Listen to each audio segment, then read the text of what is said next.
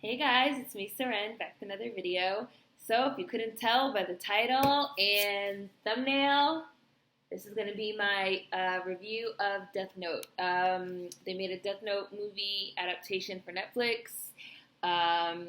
For any of you that haven't been following me for very long or that maybe missed last year's Mary Blackmas videos. I did 5 days of Black-owned business unboxings for the holidays, and the last one that I did was a blind unboxing from Cosplay for the Win, which is a Black-owned cosplay company. Shout out to Joe. Of course, like a link should be popping up for that video if you haven't seen it, but one of the things that she sent me was this Death Note book, because everybody knows that I'm like a huge Death Note stan. And so when it was also announced that they were going to be doing a movie for Netflix, everybody was like, oh, Skrein, they're going to be doing a movie, you have to do a review.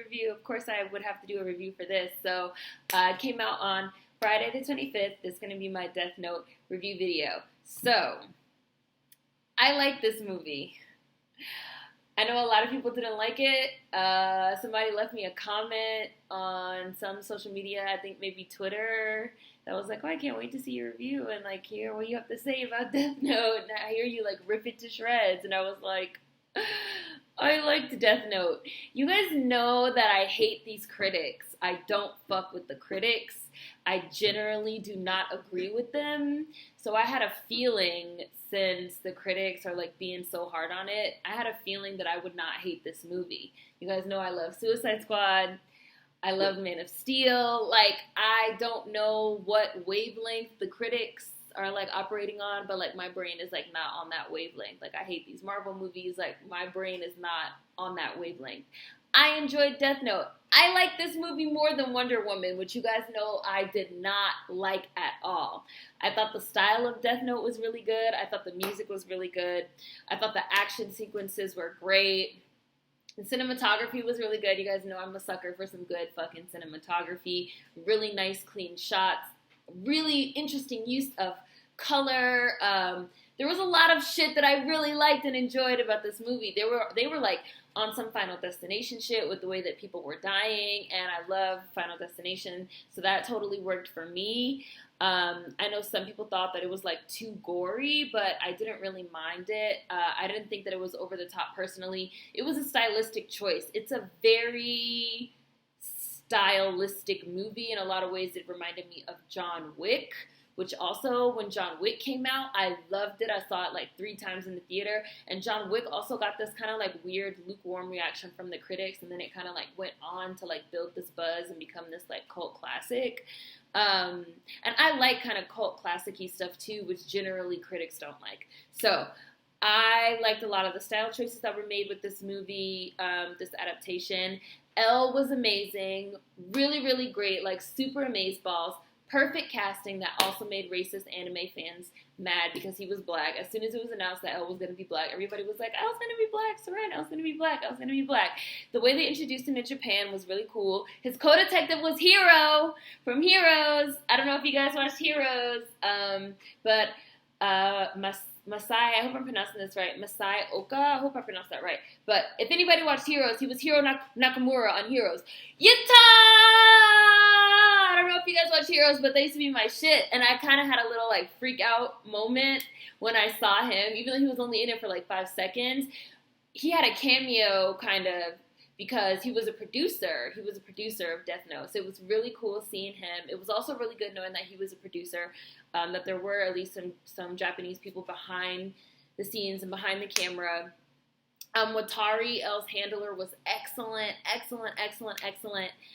He was Japanese also, and just the mannerisms of Elle were really, really good. Elle is like really, really, really peculiar, so a lot of people were wondering like how would this come across on screen. They've already done several Japanese Death Note live action adaptations as well, so it was interesting to see it on screen here in America, I guess is what I want to say, but I really enjoyed it. I thought it was super great. I really, really enjoyed it a lot. Willem Dafoe was great and Elle was played by Lakeith Stanfield. Willem Dafoe was great as Ryuk. He was giving me Green Goblin and the One True Spider-Man vibes. Andrew Garfield, I don't know her. Tom, white male with brown hair. Peter Parker, I don't even know his last name. I want to say Tom Hiddleston, but I know he's not Tom Hiddleston. I don't know him.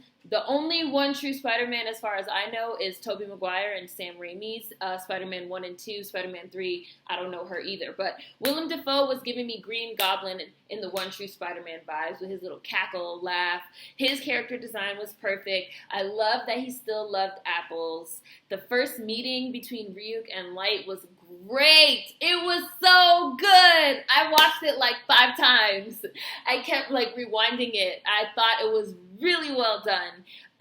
This is going to be a spoiler-free review, so I'm not going to go too in-depth on anything, but that first meeting was really good. It was quite scary. There are parts of this movie that are scary, that are really dark, and I thought the fact that they generally kind of kept Ryuk out of focus in the dark and the shadows was great. The first meeting, the first face-to-face meeting between Light and Elle was really good.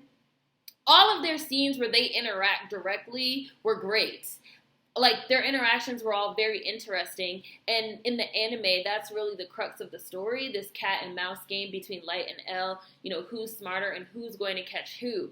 In this adaptation, they have very few scenes together because a lot of the Elle and Light plot was cut to make room for Light's girlfriend, who's awful. She's awful. Like, we'll get to her, but she's awful. Like, I'm sorry. Clearly, I'm doing the good, the bad, and the ugly format. I forgot to say that. This is the good. This is what I liked. We're going to get to the awful girlfriend during the bad and the ugly. So, but the good that I liked, Lakeith Stanfield as Elle was great. Willem Dafoe as Ryuk was great. I enjoyed the stylistic choices, the music. There was a lot that I really liked that I thought was really, really good. So, the bad. The rest of the casting, aside from Elle, Watari, and Hiro's little teeny tiny part, was weird. Like I said, Masaya Oka was a producer, which just makes it even more weird that these white people were in it. It's strange that they were cast.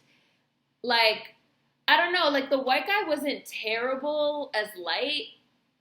He wasn't terrible as Light. I kind of didn't mind him as, like, a white male psychopath, right? Like, white male rage, like, angry white person, like, angry white boy alert, feeling wronged by the world. So he decides to, like, start killing people. That was very believable to me. I kind of wasn't minding that.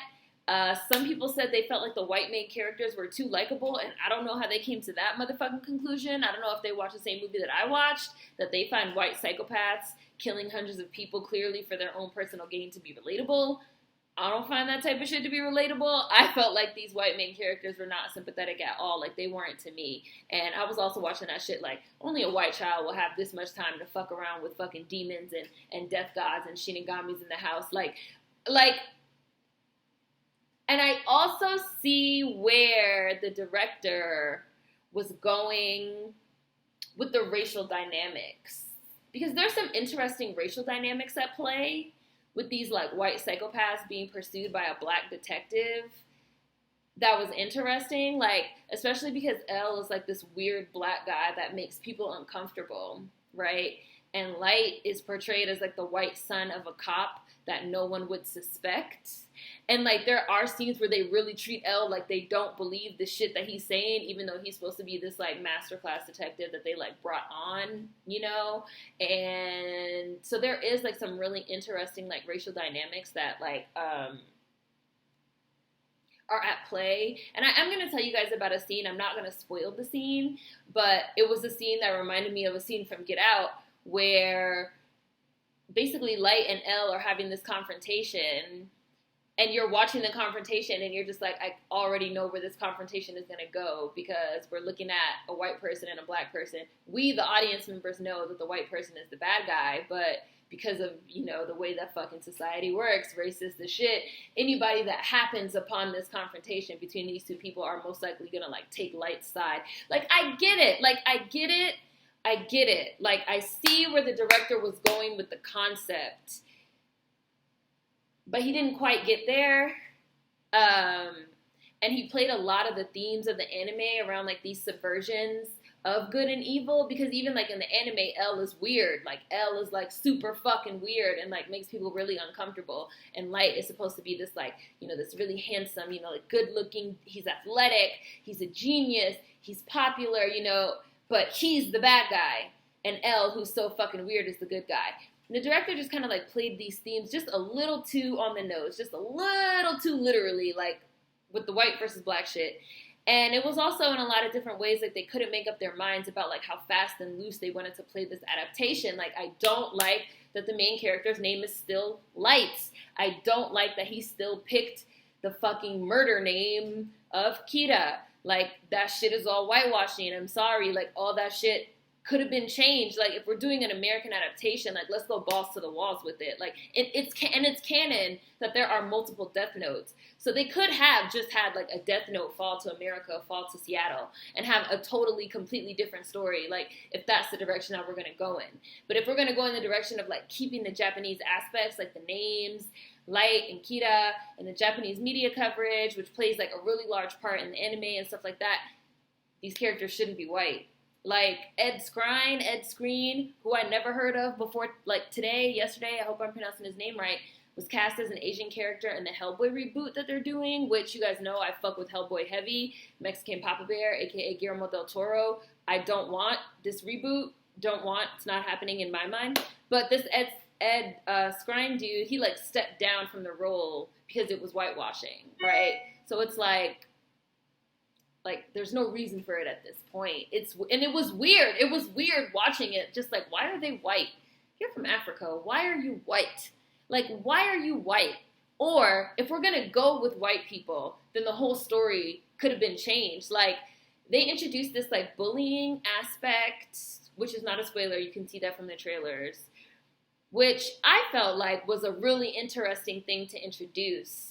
And that could have been played up even more. And it could have been even more Americanized with them, like, using the Death Note as a kind of metaphor for school shootings, which are, like, a very, very extremely American phenomenon. And that's where, like, I originally thought they were going with it. Like, name main character, like, Eric, and his psychotic-ass girlfriend could be, you know, Becky, Rebecca, you know, Elizabeth, Samantha, you know, Betsy, you know, one of them white girl names, and they're using the Death Note to, like, kill all their classmates or something because they're getting bullied. White as fuck. Let them be white. You know? Like, switch it up. They just clearly couldn't decide what they wanted to do, what direction they wanted to go in. If they wanted to go full out, completely new adaptation, with the only connection being the Death Note, which I personally think would have been really interesting to see, or if they just wanted to stick to the main story. So that was like, that was bad. Also, in my opinion, this should have been a show. I have no idea why it was optioned as a movie. It's paced way too quickly. They really, like, they race through these plot lines. And because they're racing through the plot lines, and it's, like, not even 2 hours, it's, like, an hour and 41 minutes or something like that. And because they're, like, racing through these plot lines, there are some definite plot holes and a lot of shit that I think could have been solved with more time and not enough character development. And again, plot development, because there's just not enough time. Like, there's just not enough time. The director has said that he's interested in coming back for a second one, so maybe the plan is to, like, fill it out, flesh it out more if they make a follow-up movie, but it really probably should have been, like, a Netflix original series. So that's the bad. Ugly. Oh my god, the white girl was so bad. The white girl was so bad, y'all. She was so bad. She was so horrible. She was like an emo, chain-smoking cheerleader. I don't know what that's about. I'm like, they're in high school. Isn't this bitch under 18? Where's she even getting these cigarettes from? You can't even buy cigarettes in CVS anymore. Where the fuck is she getting these cigarettes from? She buying Lucy's from the corner store? Like, what? She had like a Kristen Stewart light in the face, you know. I'm depressed, you know, but I'm hot thing happening. Her plot was dumb. Like, her plot line was dumb.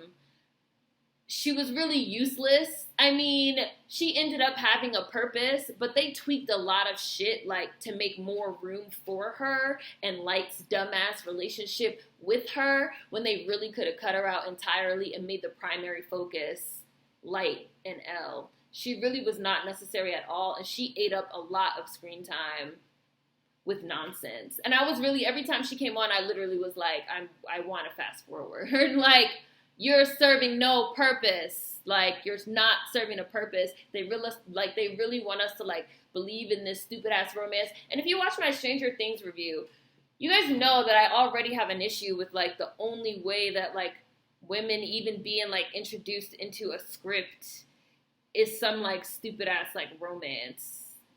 And the role that she's playing in the movie, like, is in the anime, but they really, I mean, it's not the same really storyline at all. Like, I'm not trying to get into it because, again, no spoilers, but I was just like, no, this is bad. Like, this is bad. This is bad. This is bad.